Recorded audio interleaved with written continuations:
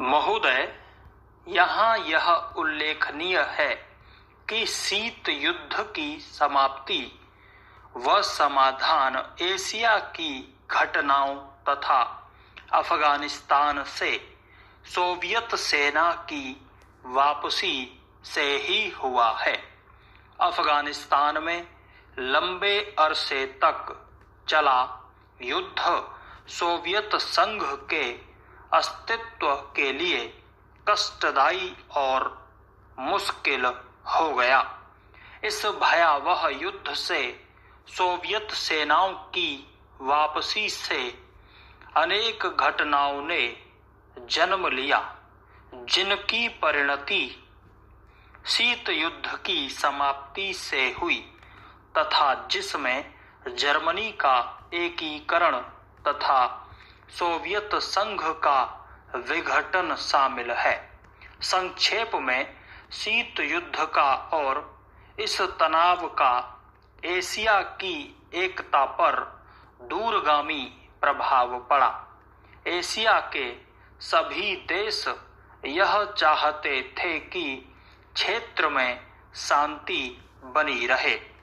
चीन और सोवियत संघ का सीमा विवाद, चीन और वियतनाम का झगड़ा और भारत व चीन का सीमा विवाद उस समय की परिस्थितियों को स्पष्ट करता है।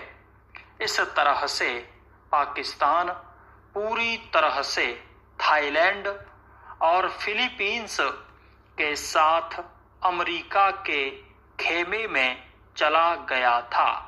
जापान अपने आर्थिक और व्यापारिक संबंधों के कारण पश्चिम के देशों में सामीप्य स्थापित कर रहा था। इससे एशिया की एकता को एक नया धक्का लगा है, क्योंकि एशिया के देश अलग अलग खेमों में बंट गए थे।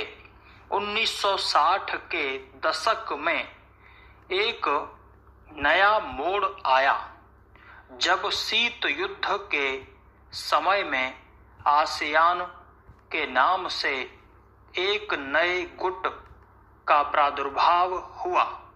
इससे दक्षिणी पूर्वी एशिया के देशों में एक नए आर्थिक और सुरक्षा संबंधी प्रयास किए गए।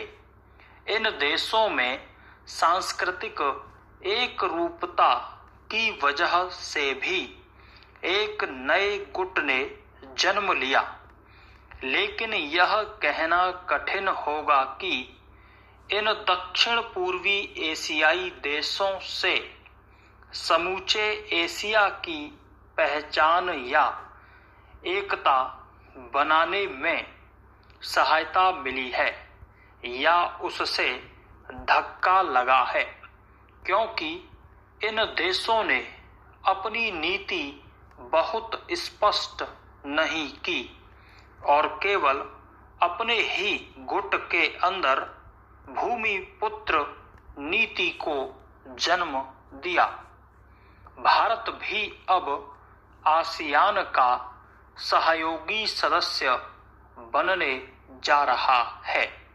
भारत की पहल से दक्षिण एशियाई सहयोग संगठन की स्थापना सन 1985 में की गई, जिसके फलस्वरूप पड़ोसी देशों के आपसी सहयोग के लिए नया वातावरण तैयार हुआ। यह प्रयास शनैः शनैः उपयोगी रूप लेता जा रहा है, जो एशिया की पहचान बनने की ओर महत्वपूर्ण कदम है। व्यापार, निवेश, तकनीकी ज्ञान, संचार माध्यमों में बढ़ोतरी ने विश्व गांव के विचार को भी पैदा किया। बढ़ते हुए व्यापार, निवेश, संचार एवं विज्ञान की आधुनिक तकनीकों ने पूरी दुनिया में एक दूसरे पर निर्भर रहने के नए विचारों को जन्म दिया। अंग्रेजी भाषा, हॉलीवुड, कंप्यूटर्स और उपभोक्ता संस्कृति ने पूरे विश्व को प्रभावित किया, जिससे देशों में फासले कम हुए, संस्कृति और सभ्यता भी प्रभावित हुई। हो सकता है कि इससे अच्छे परिणाम न हो, ऐसी भी आशंका की जाती है। उदाहरणतः जापान दूसरे महायुद्ध तक अपनी संस्कृति और सभ्यता व संयुक्त परिवार जैसी आधारभूत सामाजिक मान्यताओं को केवल अपनाए हुए नहीं था, बल्कि उससे चिपटा हुआ था। लेकिन जापान जैसे सभ्यता वाले देश भी यूरोप के प्रभाव से बच नहीं सके। पैराचेंज महोदय, दूसरे शब्दों में आर्थिक, व्यापारिक, निवेश और तकनीकी कारणों से द्वितीय महायुद्ध के बाद और शीत युद्ध के दौरान एशिया के देशों में पुनः धुंधलापन पैदा हुआ।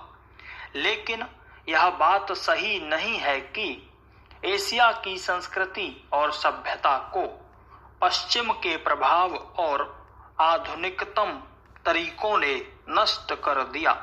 हाँ, एक धक्का जरूर दिया, पर समय समय पर एशिया का यह रूप, एशिया की यह सभ्यता और संस्कृति बलशाली तरीके से उदयमान होती दिखाई देती है। पंडित जवाहरलाल नेहरू ने 1945 में अपनी पुस्तक डिस्कवरी ऑफ इंडिया में एशिया की पहचान पर लिखा है कि हजार वर्षों से जब यूरोप अपने अंधकार के युग में था, एशिया ने अपने मनुष्यों की प्रगतिशील आत्मा को प्रभावशाली ढंग से दर्शाया। उन्होंने यह विश्वास भी जताया कि एशिया की संस्कृति और सभ्यता यूरोप की संस्कृति और सभ्यता से अधिक प्राचीन है। आज के दिनों में भी चीन के नेता अपने यहाँ आध्यात्मिक क्रांति की बात करते दिखाई देते हैं और अपने आर्थिक विकास को भी प्रतिबिंबित करते हैं। मलेशिया के प्रधानमंत्री भी बड़े गर्व के साथ मलेशिया के रास्ते की बात करते हैं और आधुनिकता और पारंपरिक संस्कृति के मिश्रण से मलेशिया का विकास करना चाहते हैं। भारत के प्रधानमंत्री भी मध्य मार्ग की बात करते हैं, जिसको वे भारत का पारंपरिक विचार कहा करते हैं। वियतनाम के यशस्वी नेता भी साम्यवादी विचारधारा को पारंपरिक सहिष्णुता के अनुसार ढालना चाहते थे। एशिया के इन सब नेताओं की समय समय पर की गई घोषणाओं का वर्तमान संदर्भों में पूरा अर्थ लिया जाना चाहिए, जो एशिया की पहचान को नए सिरे से बनाने में सहायक सिद्ध हो रहा है। यहाँ यह भी बताना उचित होगा कि हाल के वर्षों में एशियाई देश, विशेष रूप से पूर्वी एवं दक्षिणी पूर्वी एशिया के देश, एशिया के सुदृढ़ देशों के रूप में उभरे हैं और इन देशों के आर्थिक विकास की दर विश्व के किसी भी अन्य देश के आर्थिक विकास की दर से अधिक है तथा जिनके आने वाली शताब्दी में विश्व आर्थिक व्यवस्था के निर्माताओं के रूप में उभरने की आशा है। आर्थिक सफलता की इन कहानियों का श्रेय मुख्य रूप से अनुशासित कार्य, किफायत एवं बचत की ऊंची दरों जैसी एशियाई विशेषताओं को जाता है तथा इनसे देशों की जनता के जीवन स्तर में सुधार आया है और एशिया की पुनः खोज जैसा वातावरण बन रहा है। एशिया के देशों में अब आपसी भाईचारे की भावना उभर रही है और इससे ये देश परस्पर निर्भर हो रहे हैं तथा शीत युद्ध के प्रभाव से मुक्त होते जा रहे हैं। हमारी सरकार ने अपने एशियाई पड़ोसियों के साथ बेहतर संबंध बनाने में पहल करके इस बदलते रुख के प्रति सकारात्मक रवैया अपनाया है। इन सब प्रश्नों का जवाब आज उपलब्ध नहीं है, लेकिन शनेह शनेह इन प्रश्नों में ही इसके उत्तर मिलेंगे। एशिया अपने इन प्रश्नों के उत्तर में एक नए एशिया को जन्म देगा और अपनी एक नई पहचान बनाएगा। यूरोप और अमेरिका के आधुनिक औद्योगिक विकास में फर्क नजर आता है।